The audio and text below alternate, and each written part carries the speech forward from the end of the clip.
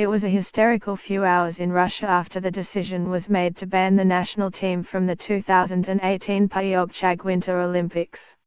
State media led the patriotic charge, with one channel, Russia 24, putting a red strike through the Olympic logo in the corner of the screen.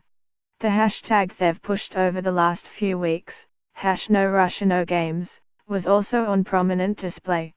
One expert declared the decision to bar Russia's Olympians as tantamount to genocide. The discussion, to begin with at least, was all about whether it was right to skip the 2018 Games altogether. Russia's President Vladimir Putin appeared to nip that one in the bud on Wednesday evening. "We certainly want to declare a boycott," he said.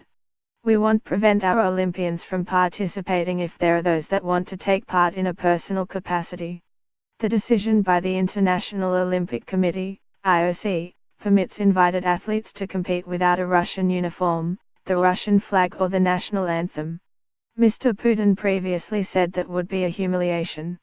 Former sport minister and current deputy prime minister, Vitaly Mutko, WHO's banned from all future Olympic events for his alleged role in the doping scandal, wrote on Twitter that athletes who wanted to compete should not be called traitors. "They should be supported whatever their decision," he said. A Russian flag and a flexing bicep emoticon hammered home the message. Politicians of all stripes lashed out at what they see as a political decision not to let the Russian Olympic team compete. "This is without doubt a part of the West's broad attempt to restrain Russia," said Konstantin Kozachev, who chairs the Senate Foreign Affairs Committee.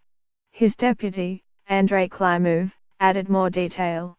"If you look at the members of WADA, World Anti-Doping Agency, you will be surprised to see that the majority represent NATO states," he said. "And it's people representing these states, that have devoted their policies to constrain Russian international politics, who dictate to us who is right and who is wrong." Russian bobsledder Alexander Zubkov, who has just been stripped of his 2 golds from the Sochi Olympics for doping, was similarly combative. "The IOC has a very negative view of Russian sportsmen," he told the ABC.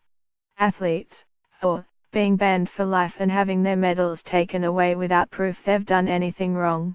It's a view that's trickled into the broader population, that a conspiracy is afoot, directed by the West, to strip Russian athletes of their medals and Russia of its honor. Which is why it came as something of a surprise in central Moscow on Wednesday when one older gentleman told me, 'You know, we've only got ourselves to blame, though the punishment's a bit harsh. They should have fixed the problem 2 years ago so we won't be treated like this.'"